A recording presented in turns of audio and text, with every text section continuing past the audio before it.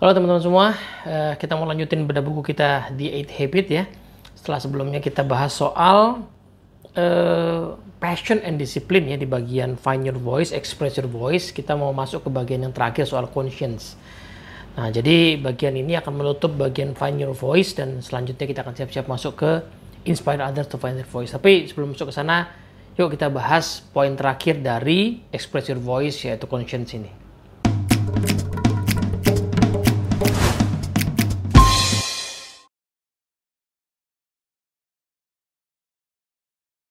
Oke, assalamualaikum warahmatullahi wabarakatuh. Halo teman-teman semua. Nonton video bedah buku The 8 Habit, ngomong-ngomong udah pernah baca bukunya langsung apa belum nih? Kalau belum dan kesulitan dapetin itu versi bahasa Indonesianya sudah diterbitkan oleh Dunamis ya. Jadi cari aja di akun Tokopedia-nya Dunamis Indonesia. Di situ ada versi terjemahannya yang terjemahan Dunamis langsung. Jadi bisa dibeli langsung. Memang saya bedah bukunya based on edisi bahasa Inggris sih, tetapi mungkin teman-teman yang mau nyari bahasa Inggris kalau nggak salah sih ada di beberapa toko buku ya teman, yang pasti bukan di Gramedia ya, nggak akan nemu di situ. Terjemahannya mudah ditemukan di sana gitu ya. Oke, di bahasan kali ini soal conscience ya. Jadi Pak Stephen Covey membuka dengan suatu quote dari George Washington ya, labor to keep alive, that little spark of celestial fire, conscience. Nah, jadi berusahalah untuk tetap hidup ya, that little spark of celestial fire. Jadi semacam api di dalam diri kita yang terus-menerus memberikan cahaya. Nah, itu dia sebut sebagai conscience, atau mungkin terjemahan Indonesianya apa ya? Hati nurani kayaknya ya. Hati nurani gitu. Jadi tidak sekedar hati biasa tetapi hati nurani. Kita bisa berdiskusi panjang soal apa yang disebut sebagai hati nurani, tetapi saya yakin kita bisa ambil yang umum saja dulu ya. Sesuatu yang teman-teman mungkin paham ya, suara di dalam hati kita yang seringkali mengarahkan tindakan kita untuk berbuat yang baik gitu ya, atau mengingatkan kita akan sesuatu yang buruk yang akan kita lakukan atau yang baru saja kita lakukan. Di bagian buku ini ya, jadi Pak Stephen Covey mengatakan bahwa nggak bisa dibungkiri yang namanya hati nurani ini fenomena universal ya. Berbagai agama, berbagai falsafat hidup gitu ya, berbagai agama, berbagai budaya itu punya istilah yang berbeda-beda mungkin, tetapi selalu sepakat dengan yang namanya keberadaan hati nurani ini gitu. Jadi ini agak sulit untuk disangkal. Jadi ya dites aja gitu ya. Kalau saya pernah membaca karya-karya Buya Hamka itu ya tes aja ya. Pikiran atau diri kita yang masih murni itu kalau seandainya teringat di momen kita pernah berbuat salah ya, paling tidak salah yang pertama kali, itu kemungkinan akan muncul kegelisahan yang luar biasa dan ada semacam suara atau kata-kata yang mengatakan bahwa itu salah loh. Nah, seperti itu. Atau kalaupun kita mau berbuat sesuatu yang benar tetapi agak malas-malesan gitu ya. Nah, lalu ada suara dalam diri kita yang mengatakan, kok kamu gak melakukan itu sih? Nah, itulah yang disebut dengan hati nurani ya. Jadi terlepas dari tadi berbagai budaya, bahasa, agama, sepertinya fenomena ini fenomena yang nyata dan disepakati secara universal. Maka dari itu ada kutipan menarik dari filsuf ya, Immanuel Kant di buku ini. Pak Stephen Covey mengutip kalimatnya begini ya, dia berkatakan, I am constantly amazed by two things ya, saya selalu kagum ya dengan setidaknya dua hal, the starry heavens above and the moral law within. Jadi Pak Immanuel Kant ini selalu kagum dengan dua hal. Pertama adalah ya surga ya, surga yang seperti bintang-bintang yang memukau di atas sana, dan juga hukum-hukum moral yang ada di bawah sini. Nah, Pak Covey menekankan bahwa conscience is the moral law within. Jadi kekaguman Immanuel Kant pada dua hal tadi ya, satu hal adalah ada surga yang selalu dalam berbagai bentuk pemahaman aliran agama itu mendorong orang untuk berbuat baik. Tetapi juga di sisi lain manusia dibekali di dalam dirinya kompas moral, ya, hukum-hukum moral yang disebut sebagai hati nurani itu. Nah, ini yang selalu mengagumkan bagi Immanuel Kant gitu ya. It is the overlapping of moral law and behavior. Many believe, as do I, that it is the voice of God to his children. Nah ini Pak Kofi bilang bahwa ya hati nurani itu adalah overlapping ya antara perilaku kita dengan hukum moral gitu ya, dan banyak yang mengatakan itu adalah suara Tuhan gitu ya, atau suara yang Tuhan titipkan di dalam diri manusia ya, untuk menolong manusia. Kelebihan manusia itu kan memang dibandingkan dengan hewan ya, tumbuh-tumbuhan, itu adalah kita memiliki fleksibilitas dalam berpikir, bertindak ya. Kita punya kebebasan. Misalnya kita melihat ada hewan ya, kucing, anjing di pinggir jalan misalnya, kawin begitu ya di pinggir jalan. Kan kita tidak mengatakan bahwa mereka itu tidak bermoral kan. Ya kan? Kita nggak akan menegur mereka gitu ya. Kenapa ya? Karena mereka tidak punya kebebasan. Mereka terikat dengan insting mereka ya.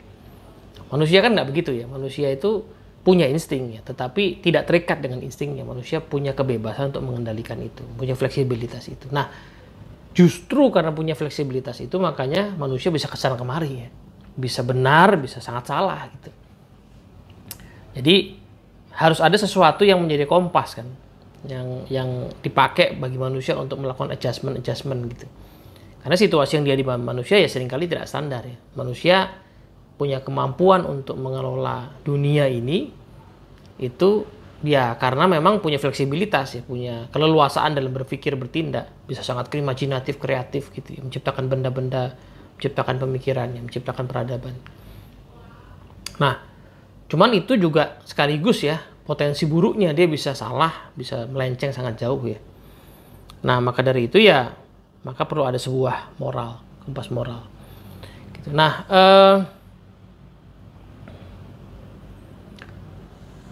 hati nurani ini dilawankan dengan ego gitu ya.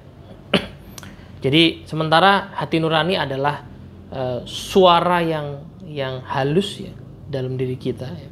Quiet, tenang, peaceful, damai ya. Sebaliknya di dalam diri kita juga ada ego yang tyrannical, yang pengen ngatur gitu ya, yang diktatorial gitu, yang pengen mengendalikan. Nah, ego itu ada sebenarnya, kata Pak Kofi, ya tujuannya untuk memungkinkan kita untuk survive ya. Memungkinkan kita untuk merasakan kesenangan-kesenangan gitu ya. Memungkinkan kita untuk mengekspresikan ya selfishness kita gitu ya. Nah, jadi problem ketika memang kenyataannya kita hidup bersama orang lain. Kalaupun tidak bersama orang lain, kita hidup bersama alam, ya kan, yang bukan diri kita sendiri. Jadi ego saja kalau tidak dikendalikan memang akan punya potensi merusak. Ya. Kita kerja misalnya, ya membiarkan ego kita liar gitu ya, kita bisa menyakiti orang, ya, bisa menyalah-nyalahkan orang gitu, bisa melakukan tindakan yang tidak bermoral, yang salah, yang korup misalnya. Kalaupun tidak berurusan dengan orang lain ya, kita kemudian bisa merusak alam ya, bisa sembarangan, bisa serampangan. Ya, in fact nggak ada juga sih ya kehidupan yang kita lepas sama sekali dari orang ya. Hidup di sebuah tempat yang sangat terpencil sekalipun ya, apa yang kita lakukan di situ pasti berdampak pada orang lah gitu ya, langsung ataupun tidak langsung. Nah, karena dari itu conscience atau hati nurani ini di sisi lain ya mengangkat ya ego, yaitu kecenderungan kita untuk tadi mementingkan diri kita ke sesuatu yang lebih luas, lebih tinggi, lebih besar gitu ya, untuk menjadikan ego atau dorongan diri kita tadi itu bisa mengantarkan kita kepada the greater good katanya, kebaikan yang lebih besar. Jadi conscience atau hati nurani itu mengajak kita untuk melihat kehidupan itu dalam konteks pelayanan dan kontribusi ya. In terms of other security and fulfillment. Jadi kita pengen hidup, kita pengen sukses, kita pengen baik, tapi juga aman bagi orang lain ya, tidak menyakiti orang gitu. Bahkan bisa bermanfaat bagi orang lain, bagi komunitas, bagi masyarakat. Gitu. Jadi hati nurani memungkinkan kita mengangkat ego kita ya, keinginan kita itu ke level yang lebih tinggi. Sementara ego itu ngatur sampai hal yang sekecil-kecilnya ya, disempower, micromanage ya. mereduksi ya kapasitas seseorang gitu ya. Hati nurani itu justru mengajak orang untuk memanfaatkan potensinya dalam mengendalikan diri. Nah, justru disitulah kan kehebatan manusia ya.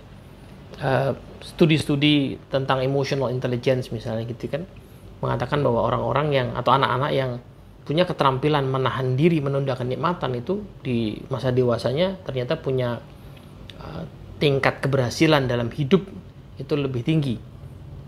Karena ya banyak hal dalam hidup ini memang kalau mau yang sifatnya hakiki ya itu pasti butuh jangka panjang dan untuk itu perlu kemampuan untuk menunda kenikmatan. Nah, ego tidak memungkinkan kita untuk menunda kenikmatan. Hati nuranilah yang akan mengendalikan ego tadi itu supaya kita bisa menunda kenikmatan dan akhirnya bisa mencapai potensi terbaik kita. Ego sangat membuat kita mudah terancam dengan negative feedback ya. Bahkan kita punish the messenger, kita bisa melawan orang yang mengkritik kita gitu ya. Sementara hati nurani itu memungkinkan kita untuk menghargai umpan balik. Jadi meskipun menyakitkan, meskipun kita nggak suka, tetapi kalau itu mengandung kebenaran ya kita terima. Nah, yang bisa melakukan itu adalah hati nurani gitu. Nah, sementara ego itu juga bersifat jangka pendek ya. Conscience itu social ecologist, jadi memandang kehidupan lebih luas ya, dalam lingkungan yang lebih luas gitu ya. And sensing the entire system, jadi selalu berusaha untuk merasakan ya keseluruhan sistem tempat kita hidup ini seperti apa. Jadi intinya nggak mikirin diri sendiri aja lah gitu ya. Intinya memikirkan alam, memikirkan konteks sosial tempat kita berada, organisasi, masyarakat, keluarga kita tempat kita berada. Gitu. Nah, ini ada kalimat yang sangat bagus ya, indah sekali. It fills the body with light ya. Nah, jadi hati nurani itu seperti punya kemampuan untuk memberi tubuh kita yang bertubuh ini cahaya, sehingga kita tuh bisa terang dan menerangi gitu.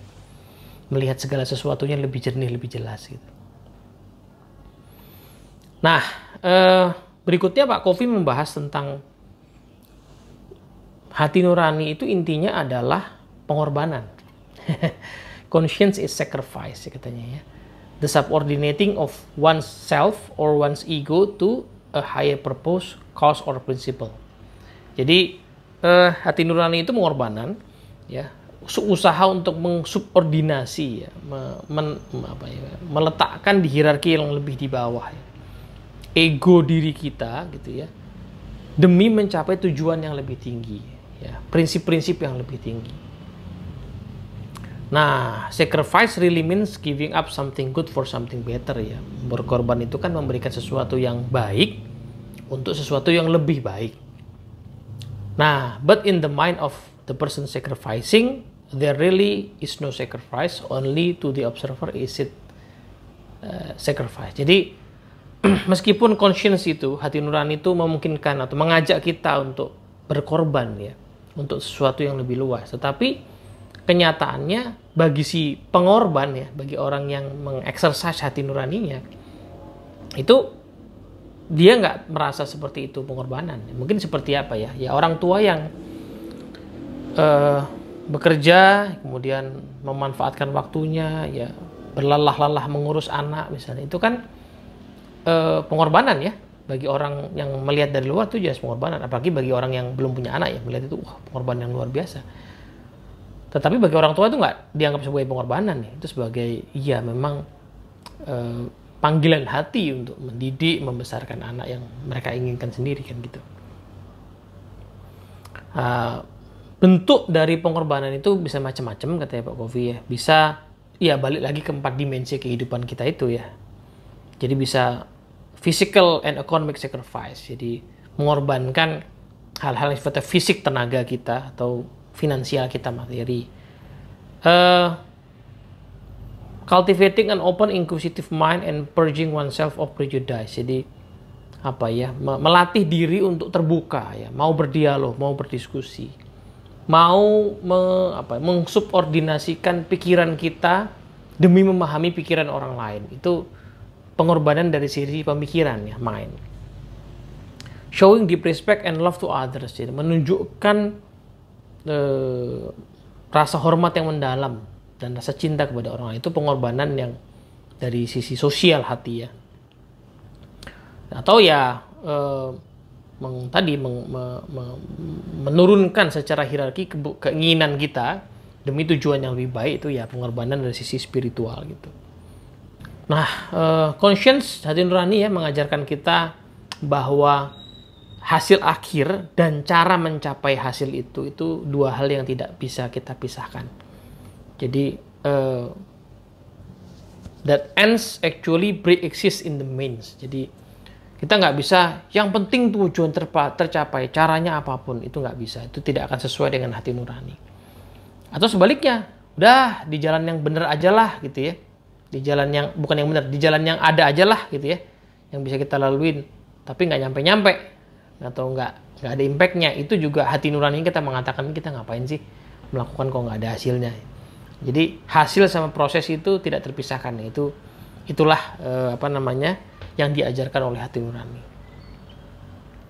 Gitu. Nah, ini menarik ya, ada satu kutipan dari Mahatma Gandhi ya. Jadi Gandhi itu mengatakan ada 7 hal yang mungkin bisa menghancurkan kita. Sesuatu yang memang hanya bisa dikenali lewat hati nurani. Ya, apa itu 7 halnya? Saya bacain satu-satu ya. Wealth without work ya. Jadi dapat kekayaan tanpa bekerja itu akan menghancurkan kita. Wah, repot nih kan. Berarti kan warisan bisa berbahaya ya buat kita. Ya, pleasure without conscience ya. Mencari kesenangan tanpa mempertimbangkan suara hati nurani. Wah, ini juga berbahaya, bisa kesenangan yang berlebihan. Knowledge without character ya, punya pengetahuan tapi tidak punya karakter yang kuat. Wah, pengetahuannya bisa dipakai untuk ya berbuat jahat ya. Commerce without morality, jadi berdagang dengan tanpa moralitas ya. Wah, tanpa etika. Wah, ini juga berbahaya ya. Bisnis tanpa etika. Science without humanity, ilmu pengetahuan tanpa kemanusiaan. Wah, ini juga berbahaya. Ya kan, kenyataannya penciptaan teknologi yang bisa menghancurkan manusia, ya. Bom atom, bom biologis, bom kimia, itu kan sains, ya, sangat advance, tapi ya tanpa kemanusiaan. Worship without sacrifice, ya beribadah tapi nggak mau berkorban, itu juga nggak mungkin ya. Politics without principle, ya berpolitik tanpa prinsip-prinsip, wah ini juga berbahaya.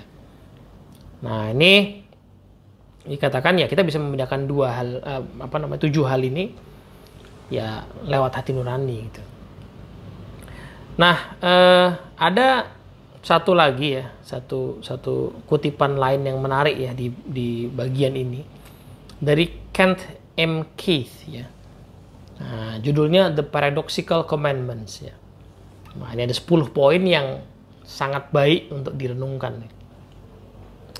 Jadi poin 1 dikatakan adalah people are illogical, unreasonable, and self-centered. Love them anyway.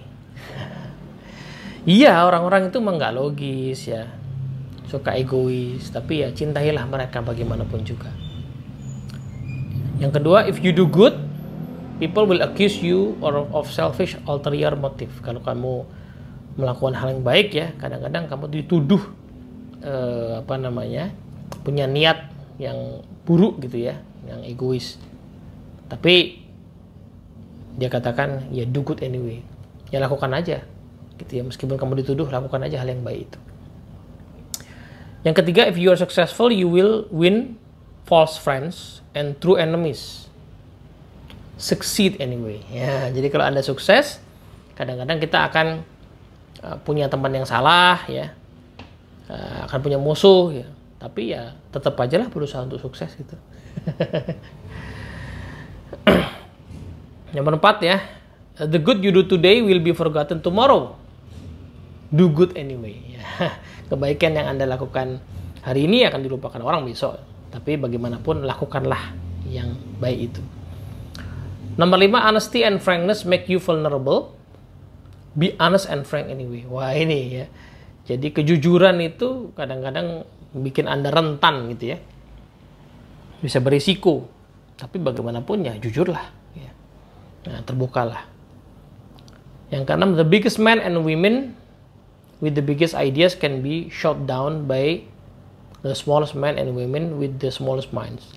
Think big anyway. Jadi orang-orang yang punya pikiran yang brilian itu kadang-kadang dikalahkan sama orang-orang yang punya pikiran yang sempit. Tapi bagaimanapun ya tetaplah berpikiran brilian yang besar tadi itu. People favor underdogs but follow only top dogs. Fight for a few underdogs anyway. Jadi kadang-kadang orang tuh seneng dengan orang-orang yang underdog ya. Tapi nggak mau maunya ngikutin yang top dogs, yang terkenal lah gitu. Tapi bagaimanapun ya ikutilah yang baik meskipun itu sedikit ya. Yang 8, what you spend years building may be destroyed overnight, build anyway. Jadi apa yang Anda bangun bertahun-tahun bisa jadi hilang, hancur dalam semalam. Bagaimanapun ya tetap aja bangunlah hal yang baik itu. Nomor 9, people really need help but may attack you if you do help them. Help people anyway. Jadi kadang-kadang ada orang yang butuh bantuan ya, tapi pas udah dibantu menyerang Anda nanti habis itu. Ya bagaimanapun ya tetaplah bantu. Yang ke-10, give the world the best you have and you'll kick in teeth. Give the world the best you have anyway. Jadi berikanlah hal yang terbaik pada dunia, tapi ada risiko bahwa Anda kadang-kadang akan ditendang gitu ya, disingkirkan. Ya tetap lakukan yang terbaik. Ini adalah satu paradoks yang ya akan kita alami di dunia ini, dan hanya akan mudah dijalani kalau kita mendayagunakan hati nurani. Ya kan, saya kalau jujur nanti saya dipecat. Ya kan, itu kan resikonya. Tapi ya jujurlah meskipun ada resiko untuk dipecat. Itu kan yang bisa ngomong hati nurani. Gitu. Nah, itu contoh-contoh yang tadi diungkapkan di sini ya. Berikutnya, conscience katanya Pak Kofi profoundly alters vision, discipline and passion by introducing us into the world of relationship. Hati nurani itu akan membuat visi kita ya, disiplin kita, passion kita itu akhirnya bisa menghubungkan kita ya dengan orang lain, dengan dunia. Sehingga akan mengangkat kita tadinya jadi orang yang independen. Kalau di Seven Habits itu ya mandiri menjadi interdependent. Gitu ya. Jadi kita akan bisa mungkin membuat kita bisa mengembangkan lebih lanjut pemikiran-pemikiran, ide-ide kita. Ya sederhana lagi nih ya. Kalau saya mengamati ya biografi orang-orang yang bangun misalnya bisnis ya. Awal mulanya mereka cuma bangun untuk sekedar bisa hidup ya. Hidup nyaman, mapan gitu. Tapi yang mendorong mereka kemudian berkembang, mengembangkan bisnisnya itu ternyata tidak semata-mata mereka inginkan sendiri ya. Tapi bisa jadi mereka melihat bahwa produk bagus ini sayang juga ya kalau tidak bisa dinikmati orang-orang di kota lain, di negara lain. Mereka kesulitan untuk dapat produk bagus kayak gini. Karyawan saya ini kalau di sini-sini aja nggak berkembang ya. Gimana kalau saya buka di cabang di kota baru sehingga sebagian orang sudah senior bisa saya pindahkan ke sana, mereka bisa berkembang. Mereka punya tempat yang baru-baru juga bisa masuk. Nah itu kan at the end adalah bicara soal conscience ya, suara hati nurani kita yang berbicara. Ini bukan hanya soal kesenangan semata ya. Kadang-kadang yang mereka pengusaha-pengusaha ini mengatakan ya sebenarnya cukup sih punya satu toko juga cukup. Cuman ya hati nurani itu yang membuat mereka pengen mengembangkan lebih lanjut gitu. Conscience transforms passion into compassion. Jadi hati nurani itu ya memungkinkan kita untuk mentransformasi ya passion, gairah kita, semangat kita, antusiasme kita menjadi compassion, jadi welas asih. Compassion is the interdependent expression of passion. Jadi welas asih itu adalah ekspresi dari gairah, antusiasme dalam konteks interdependent, dalam konteks hubungan kita dengan orang lain. When people strive to live by their conscience, it produce integrity and peace of mind. Ya, pada saat orang memilih untuk hidup ya berdasarkan hati nurani mereka, ya mereka akan memiliki yang disebut dengan integritas dan kedamaian hati, kedamaian pikiran gitu. People who do not live by their conscience will not experience this internal integrity and peace of mind. They will find their ego attempting to control relationship. Jadi sebaliknya ya, orang-orang yang memilih ya untuk tidak mengikuti kompas dari hati nurani ini, yang nggak akan merasakan kesatuan ini, kedamaian. Yang akan dirasakan adalah mereka terkungkung selalu oleh ego. Nah, itulah bagian terakhir ya dari bab ini, find your voice, express your voice ya. Jadi kita mendaya gunakan ya 4 potensi kita, ya, pikiran kita buat, kita daya gunakan untuk menciptakan visi. Visi itu dieksekusi secara disiplin ya, kita memaksa diri kita untuk membangun disiplin. Kemudian kita beri dia passion ya, keinginan, gairah untuk menggerakkan orang, mengajak orang, dan kita beri cahaya dengan hati nurani. Karena ya pada saat kita mau mengekspresikan ya diri kita, itu pasti akan ada tantangan, pasti akan ada hambatan, dan hati nuranilah yang akan menjaga api di dalam diri kita itu. Gitu. Jadi saya terkesan dengan kalimat yang menuakan tadi ya. Jadi manusia itu ya, terutama dalam berbagai agama ya, diinspirasi dengan impian untuk kembali ke surga ya kan? Jadi ada sebuah surga yang kita kembali ke sana, itu kan visi ya. Nah, tetapi sementara surga itu belum kelihatan ya, dia menginspirasi tapi kan kita belum kelihatan. Ya, yang menggerakkan energi kita itu adalah ya the moral law within gitu. Dalam hati kita itu kita punya kompas moral yang membimbing tindakan kita supaya nanti akan sampai kepada surga itu. Dan itulah proses untuk bisa mengekspresikan ya suara hati kita, sehingga kemudian kita layak untuk menginspirasi orang lain gitu. Orang tuh pertama-tama tergerak bukan oleh kata-kata kita, tetapi oleh langkah kaki kita. Langkah kaki kita ya dibangun lewat pengoptimalisasi dari 4 dimensi itu dari diri kita itu. Moga-moga manfaat. Assalamualaikum warahmatullahi wabarakatuh.